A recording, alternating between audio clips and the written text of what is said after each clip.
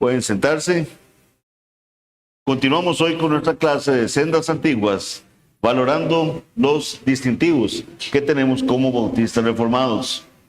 La semana pasada estuvimos hablando de la depravación total, ¿verdad? Una de las primeras ponencias que se extraen de los cánones de Dort a partir de la remonstrancia, ¿verdad? Que había sido presentada en 1610 por los remonstrantes.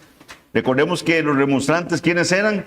Los estudiosos de las tesis de Jacobo Arminio, ¿verdad? Que tratan de llevar a un nivel superior de lo que Arminio había planteado. Arminio era un hombre que estaba dentro de la Iglesia Reformada, que plantea una serie de tesis que retan, digamos, a que se conversen ciertos temas en la Iglesia Reformada, pero él no estaba en contra de la Iglesia Reformada.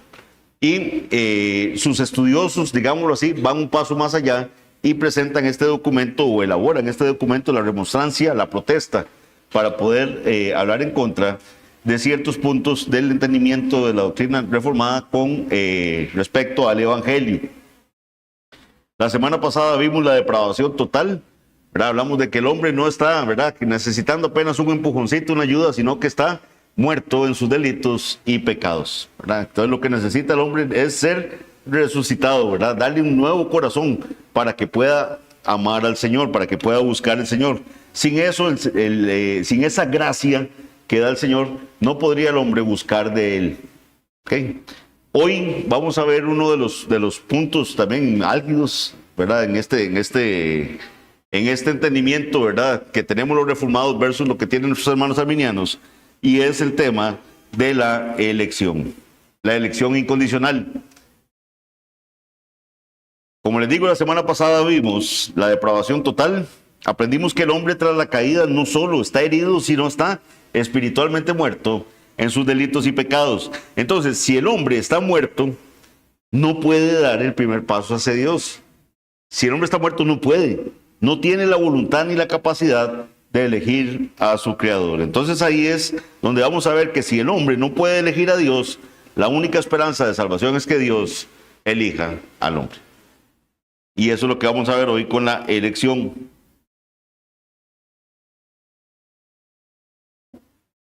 Recordemos Dort, ¿verdad? El sínodo de Dort se da, ¿verdad?, por una convocatoria de las iglesias reformadas para que puedan discutir acerca de estos 5 puntos presentados en la remonstrancia. Entonces, ¿qué enseñaba la remonstrancia? Quiero de verdad pedir la sabiduría del Señor para presentarlo de la forma más correcta posible, sin meterle, ¿verdad?, ni chistes, ni cosas que vayan a afectar, sino tratar de presentar lo que verdaderamente nuestros hermanos arminianos entienden con respecto a esta elección. Y ellos lo que plantean es una elección condicionada, a diferencia de la posición reformada de la elección incondicional. El argumento de ellos básicamente es que Dios, como es omnisciente, Dios todo lo conoce, Él va a ver a futuro, Él va a ver a través del tiempo, y entonces Él va a prever quiénes van a creer libremente en Él. Porque recuerden que para nuestros hermanos arminianos es muy importante el tema del libre albedrío, que el hombre sea el que libremente escoge a Dios. Entonces lo que ellos dicen es que Dios ve, ¿verdad?, a futuro que Arles va a escogerlo a él, ¿verdad?, que va a buscar de Dios, y entonces Dios escoge a Arles.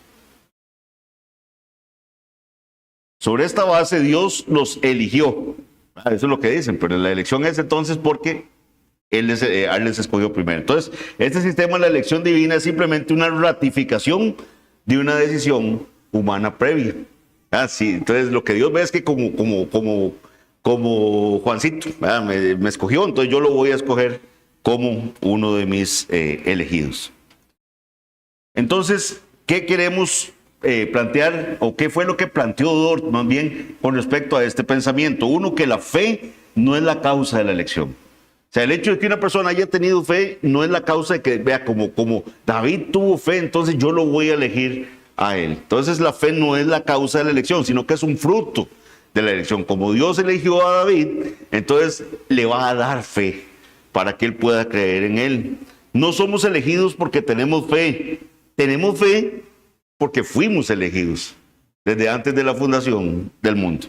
Dios elige personas, mis hermanos, y este es un punto que quiero que quede claro hoy. No elige condiciones. ¿Qué quiere decir eso? Dios no eligió una clase de personas salvables. Entonces, ¿quiénes son los salvables? Los que creen. Entonces, los que creen son los que yo voy a salvar. Sino que Él elige personas concretas con nombre y apellido para darles el don de la fe. ¿Okay? ¿Dónde vamos a basar esto? Hay un pasaje bíblico, es muy conocido en el ámbito reformado, que se le ha llamado la cadena de oro, ¿verdad? Está en Romanos capítulo 8, versículos 29 al 30. Búsquenlo para que lo tengan ahí a mano. Hablemos un poquito de este pasaje. Si ustedes buscan en internet van a ver un montón de críticas a esta posición, pero van a ver en qué se fundamentan las críticas a esta posición reformada. Si ustedes me preguntan dónde está el punto de inflexión, ¿verdad? ¿Cuál es el punto que marca la diferencia de pensamiento que tenemos arminianos y reformados? Yo diría que está en cómo entendemos la palabra que se traduce a los que antes conoció, que en el griego es proginosko, ¿verdad? Entonces, si uno ve ese conocer de antemano, que traducen los hermanos arminianos, porque proginosko es lo que significa, preconocer, o sea, conocer desde antes. Por eso el pasaje dice a los que antes conoció. Ahorita explico eso. Ahí es donde va a estar la diferencia de pensamiento entre nosotros y los arminianos. Ese conocer de antemano no es un conocimiento intelectual en este pasaje. Ahorita les explico por qué también. Sino que es un conocer con un afecto especial, con una relación íntima. ¿Y cómo sabemos eso? Porque todos los pasajes que se refieren a la salvación tiene ese contexto de conocimiento íntimo, de un conocimiento especial a la persona. Pasajes, por ejemplo, como Génesis 4.1.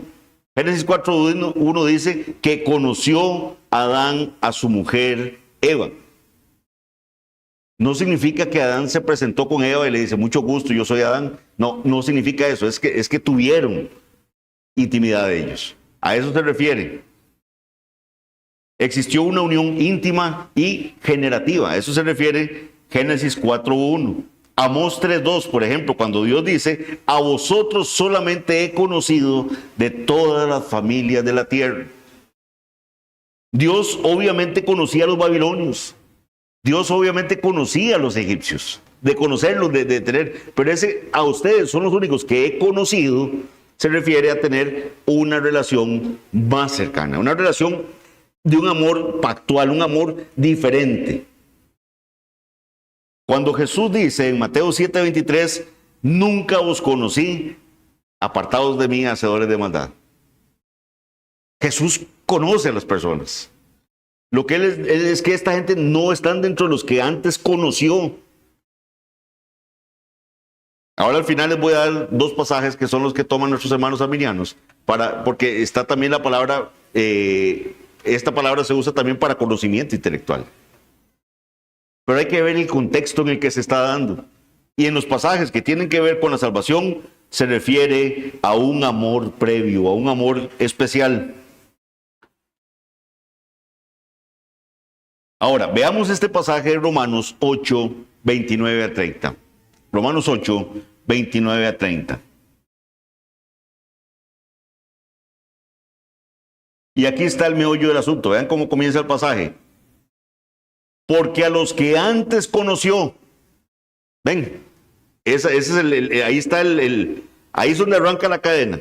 Porque a los que antes conoció, también los predestinó para que fuesen hechos conformes a la imagen de su Hijo, para que Él sea el primogénito de entre muchos hermanos. Y a los que predestinó, a esos también llamó. Y a los que llamó, a estos también justificó. Y a los que justificó, a estos también glorificó. Eso es lo que hemos denominado la cadena de oro. El Señor conoció, a los que conoció, los predestinó, a los que predestinó, los llamó, a los que llamó, justificó, y a los que justificó, los glorificó. No se puede romper ni un solo eslabón de esa cadena.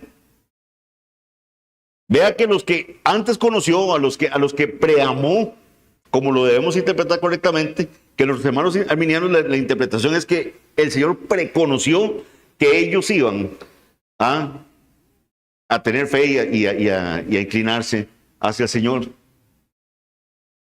A los que preamó son los mismos a los que predestinó, y a los que predestinó son los mismos que llamó, y a los que llamó son los mismos que justificó, y a los que justificó son los mismos que al final va a terminar con la glorificación. ¿Quién es el sujeto que hace todas las acciones que están ahí? ¿Quién es el sujeto que hace las acciones ahí? En todos esos verbos. A los que antes conoció, ¿quién? Dios. También los predestinó, ¿quién? Dios. Y a los que predestinó, los llamó, ¿quién? Dios. Y a los que llamó los justificó, ¿quién? Dios. Y a los que justificó también los glorificó, ¿quién? Dios. Todas las acciones que están en esa cadena las hace Dios. Todas las hace el Señor. Si la elección, mis hermanos, el primer eslabón, dependiera de nuestra decisión, toda la cadena, incluyendo la glorificación final, quedaría en duda. Vean, la fortaleza de una cadena, ¿cómo se mide? Por el más débil de sus eslabones. Y si la elección fuera mía, todo el resto, por más fuerte que sea el llamamiento por parte del Señor, por más fuerte que sea la justificación que hace el Señor, por más fuerte que sea la glorificación que va a hacer al final, se podría romper. Ahora, algo muy importante es que el conocimiento, el objeto del conocimiento, dijimos que el sujeto es Dios, pero el objeto de ese conocimiento es a los que antes conoció, son personas, no son acciones. O sea, no es que son los que creen, no, son personas. No, vean que el texto Romanos 8:29 no dice a los que Dios conoció que creerían. O sea, a los que Dios supo que iban a creer. No. Los que antes Él amó, los que amó con ese amor, Él los predestinó. Ni tampoco dice que Dios conoció que tendrían fe. Ahí nuestros hermanos meten algo que no está en la oración. Meten un objeto que no está en la oración. No es que dice a los que antes conoció al Señor que tendrían fe. No, es a los que hay un grupo de personas ahí. Dios no conoce un hecho futuro, la fe del hombre, eso no lo dice el pasaje, sino que está conociendo individuos, nombres, apellidos. La presciencia no es la observación de una condición del hombre, sino la fijación del amor de Dios sobre un hombre. ¿Qué dice nuestra confesión de fe, mis hermanos? Si los que la trajeron pueden ver ahí el capítulo 3, párrafo 5. Vean lo que confesamos como iglesia. A los humanos que están predestinados para vida, Dios, antes de la fundación del mundo, según su propósito eterno e inmutable y el consejo secreto y beneplácito de su voluntad, los ha escogido en Cristo, para gloria eterna, meramente por su libre gracia y amor, sin que ninguna otra cosa en la criatura, como condición o causa, le moviere a ello. Dios no nos escogió por algo que vio en nosotros, mis hermanos. Dios no nos escoge por algo que vea en nosotros. Nos escoge por el puro afecto, por el libre afecto de su voluntad. Libre gracia, por su amor. No hay nada en la criatura, como dice la confesión, como condición o causa que lo moviera a ello. Hay un pasaje, ¿verdad? No lo traigo acá, ahorita se los busco, donde el Señor le dice a Israel que ellos son un pueblo especial. Son un pueblo especial para Él, un especial tesoro para Él. Pero dice, no porque ustedes sean más que todos los pueblos, pues son el pueblo más insignificante que hay. Vean, mis hermanos, si fuera que de mis cualidades dependiera que el Señor me escoja, qué triste. Porque podría ser que si vio algo en algún momento, puede ser que yo lo pierda en algún momento de mi vida. Entonces eso que vio el Señor tan bueno en mí ya no va a estar. No, mis hermanos, no es en algo que viera en nosotros. Es por el puro afecto de su voluntad. ¿Qué nos deja esta definición que tenemos en la confesión? Por ejemplo, que este amor que el Señor nos mostró es eterno. Es eterno. Sucedió antes de la fundación del mundo. Y esto se lo inventaron nuestros hermanos de que redactaron la confesión. No, Efesios 1:4 dice, según nos escogió en Él, en Cristo. El Señor nos escoge en Cristo antes de la fundación del mundo. Eso es lo que dice la palabra del Señor. La elección se da antes de la fundación del mundo, para que fuésemos santos. Entonces nuestros hermanos dicen, sí, pero es que la escogencia es para que sean santos. ¿Sí? Sí, amén, eso es. Sí, para que fuésemos santos y sin mancha delante de Él. Pero escoge personas. No escoge personas que ya Él vio que iban a ser santos o que vio que iban a tener fe. Ahora, la elección es particular. Se basa únicamente en el beneplácito de la voluntad de Dios. ¿Qué dice Efesios 1:5? En amor, habiéndonos predestinado para ser adoptados hijos suyos por medio de Jesucristo, según el puro afecto de su voluntad. Es la voluntad de Dios.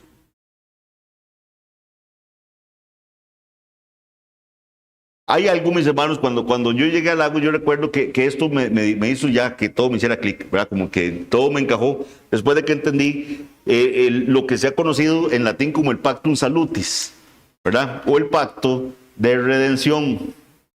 ¿Qué significa esto? ¿Cómo debemos entender esto? Tenemos que entender que en la eternidad, hay un acuerdo entre el Padre y el Hijo. El Padre elige un pueblo y se lo da al Hijo. ¿Por qué lo escoge? Por el puro afecto de su voluntad. Él sí sabe cuántas personas van a ver, sabe todo eso y le dice, este es su pueblo. Y se lo da al Hijo. Se lo da como una herencia al Hijo. Ahí está, ese pueblo es suyo. Entonces Cristo es lo que hemos llamado en el ámbito reformado nuestra cabeza federal. Es el representante de todo ese pueblo que Él es dado a Él. Entonces, así como Adán representó a toda la humanidad en la caída, ¿por qué? Porque al pecar Adán, todos pecamos. Y ya lo leímos la semana pasada, ¿verdad? Y todo el mundo dice, ay, qué tirada con Adán, ¿verdad? Nos fregó, ¿verdad? Por culpa de Adán, dice uno, y sí, claro, Adán con unas condiciones en el paraíso, sí, ¿verdad? Con esa inocencia que tenía y todo, y pecó. ¿Ustedes creen que usted lo hubiera hecho mejor? Entonces, en Adán todos pecamos, pero en Cristo, Él ha sido designado como ese representante de los elegidos. Él no vino al mundo a ver quién se dejaba salvar. Ahora sí, yo vengo al mundo, quiera Dios que se salve alguno. No, ese no fue. Él salvaría, dice la palabra del Señor, a su pueblo. A su pueblo. Cuando el ángel le habla a José, ¿verdad? Cuando se le hablan en sueños, se le dice, y le pondrás por nombre Jesús, porque Él salvará a su pueblo de sus pecados. Ya Él tiene un pueblo. Ya ese pueblo le fue dado al Señor.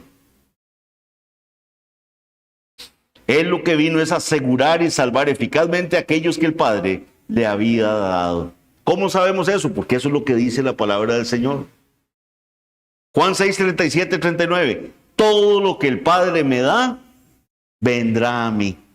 Ojo el orden. El Padre se lo dio. Y eso que el Padre le dio, vendrá a Él. No es que cuando vengan a Él van a ser de Él, ya son de Él. Por eso Él dice, mis ovejas oyen mi voz y me siguen, y yo las conozco, y no perecerán jamás.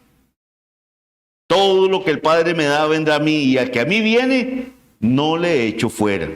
Porque he descendido del cielo no para hacer mi voluntad, sino la voluntad del que me envió. Y esta es la voluntad del Padre del que me envió, que de todo lo que me diere, no pierda yo nada. Todo lo que el Padre le dio a Cristo, Él no va a perder ni uno de ese pueblo que el Señor le dio. Y esta es la voluntad del Padre que me envió, que de todo lo que Él me diere no pierda yo nada, sino que lo resucite en el día postrero. Nuestra salvación es segura porque descansa en ese pacto eterno que existió entre el Padre y el Hijo, donde Él le da un pueblo y el Hijo va a salvar eficazmente a ese pueblo. Entonces, mis hermanos, ¿por qué estudiar esto? Porque la gente dice, bueno, pero es que esto es ponernos en mucha polémica. No, mis hermanos, es que es entender quién es el autor de la salvación. ¿Quién es? Porque si yo creo que Dios vio algo bueno en mí en el futuro y que por eso me eligió, estoy bastante equivocado. Bastante equivocado. Más bien, me salvó cuando no había nada de mérito en mí. Esto más bien debería nosotros no producir, mis hermanos, ese orgullo de estar debatiendo en internet y que vamos a ver y ahora le tiro este argumento a ver cómo gano. No, eso no es no estamos estudiando para eso. Ese jamás va a ser el propósito de esta clase. Lo que quiero es que entendamos cómo tenemos que ver estos pasajes a la luz de lo que estamos entendiendo, a la luz de que entendieron nuestros hermanos en el sínodo de Dort. Ellos extendían esto como un grave ataque al evangelio. Entender que Dios antes conoció, significa que Él vio antes que algo iba bueno a ocurrir en nosotros y que por eso nos escoge, es darle ese poquito de gloria al ser humano. Esto tiene que producir humildad en nosotros. Nadie puede jactarse. Ninguno puede jactarse. Si somos salvos es porque Dios nos amó cuando no había nada que fuera objeto de amor en nosotros. Somos unos habitantes de la calle como mendigos que recibieron un banquete por pura misericordia. Esto garantiza, mis hermanos, que la gloria sea 100% para Dios en todo este proceso. Si hubiera una condición en nosotros de la que tuviéramos que jactarnos, mis hermanos, sería terrible el entendimiento que tenemos del evangelio. Si Dios hubiera elegido basándose en nuestra futura fidelidad, ninguno de los que estamos aquí seríamos salvos hoy. Pero nos eligió a pesar de nosotros. A pesar de nosotros, el Señor nos eligió para que su gracia brille aún más. ¿Qué produce también? Una seguridad inconmovible. Si mi salvación dependiera de mi elección, podría perderla hoy mismo. Pero como depende del decreto inmutable de Dios, estoy seguro en sus manos. Y ahora, mis hermanos, algo que se ha acusado a los reformados es que, de entenderlo así, de nada vale. Entonces, ¿para qué salimos a evangelizar? Si ya Dios determinó cuál es el pueblo de Él y todo. Porque el Señor que determinó cuál es el pueblo, determinó también cuáles son los medios para llamar a su pueblo. Cuando el Señor Jesús dice, mis ovejas oyen mi voz, ¿a qué se refiere? A la predicación del evangelio. Estos muertos que están ahí afuera, que son pueblo del Señor, van a escuchar la voz de su Señor y le van a seguir. No va a depender ni de las habilidades del predicador, no va a depender de la ropa que lleve ese día, no va a depender de si está lloviendo, si no está lloviendo, no. Es el Espíritu Santo va a usar la predicación del evangelio para cambiar ese corazón duro de piedra y volverlo un corazón de carne receptivo al llamado del evangelio. Entonces es todo lo contrario. No detiene el evangelismo entender esto. Predicamos con confianza porque sabemos que la elección garantiza que el evangelio va a tener éxito. Una iglesia que sabe que predicar el evangelio es lo que el Señor nos llamó, va a estar segura de que el Señor va a hablar a través del evangelio a sus ovejas y sus ovejas van a oír su voz. Dios tiene un pueblo que responderá infaliblemente. Dice Hechos 18, 9 al 10. Entonces el Señor dijo a Pablo en visión. ¿Recuerdan cuando vimos esto? Estaba Pablo desanimado, estaba en Corinto. Entonces el Señor le habla en visión de noche y le dice, no temas, sino habla y no calles. No temas, sino habla y no calles, porque yo estoy contigo y ninguno pondrá sobre ti la mano para hacerte mal, porque yo tengo mucho pueblo en esta ciudad. Y Pablo está llegando a predicar. Y el Señor le dice, yo tengo mucho pueblo en esta ciudad. Y Pablo se queda predicando y empieza a venir ese pueblo al Señor. Ya era del Señor. Ya las ovejas son del Señor. Y recuerden que el Señor le dice, y además tengo otras ovejas que son de redil, las tengo que traer para hacer un solo redil. Y que haya un solo redil y un solo pastor.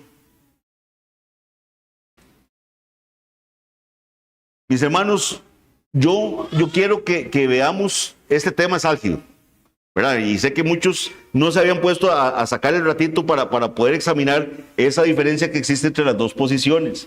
Pero tratemos no de ver esto como el encuentro, ¿verdad? La lógica perfecta de esto, sino que más bien asombrémonos como Pablo se asombró en Romanos, ¿verdad? Que él decía en Romanos 11:33, oh profundidad de las riquezas, de la sabiduría y de la ciencia de Dios.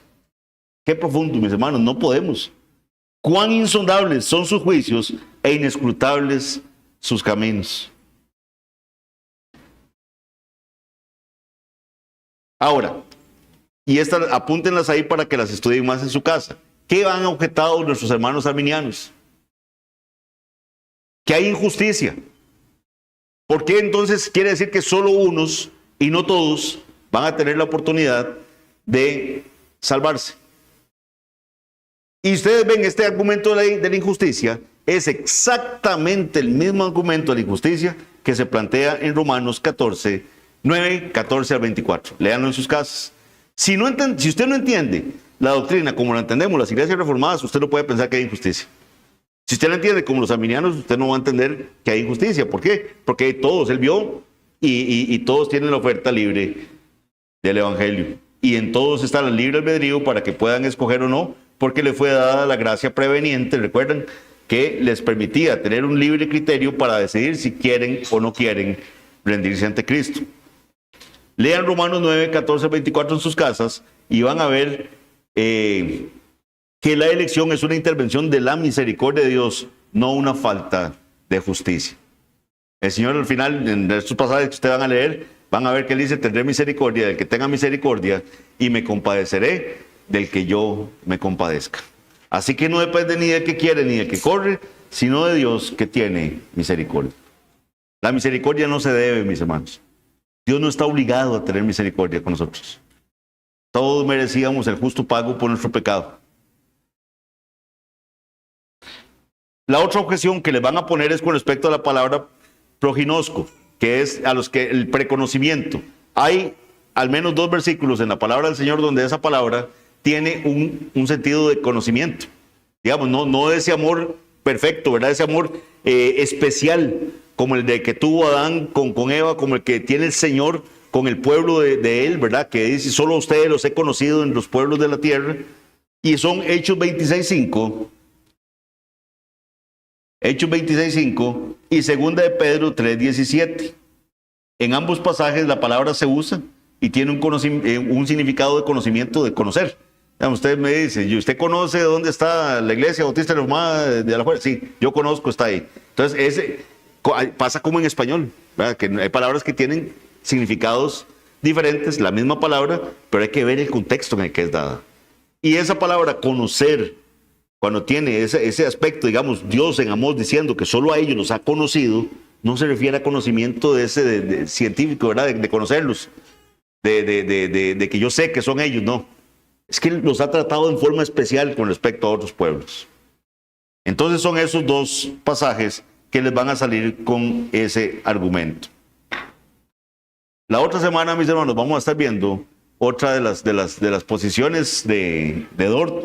Creo que la más polémica, que esta es bastante polémica, pero la más polémica, de verdad, creo que es la expiación limitada o la redención particular, que la vamos a estar viendo la próxima semana.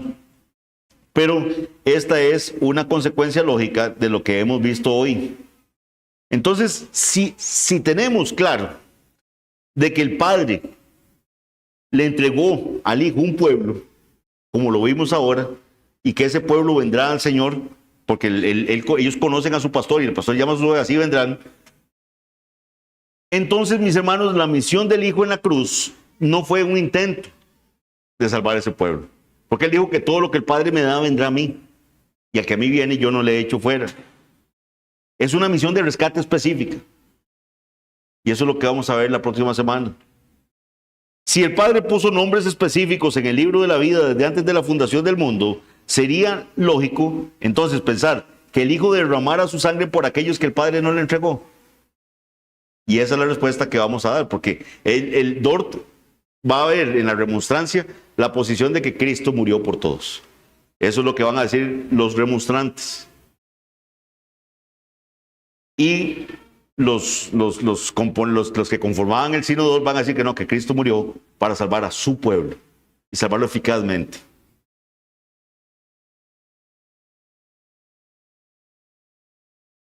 La elección, mis hermanos, al ser incondicional, garantiza el fin, garantiza la salvación de los elegidos. Entonces, ese sacrificio que Cristo hizo en la cruz del Calvario debe garantizar los medios para llegar a ese fin. Hoy aprendimos, mis hermanos, que Dios no eligió una clase de personas que quizás creerían, sino a personas concretas. Entonces en la próxima clase vamos a ver que Cristo no murió para crear una oportunidad de salvación que el hombre debe completar, sino que Él murió para salvar efectivamente a su pueblo. Cualquier duda, mis hermanos, estamos para servirles. Sé que el tema es álgido, pero tenemos buen material ahí para complementarles. Pueden preguntarle al pastor Alex, también sabe bastante de estos temas, mucho más que yo, y estamos para servirles. Que el Señor les bendiga.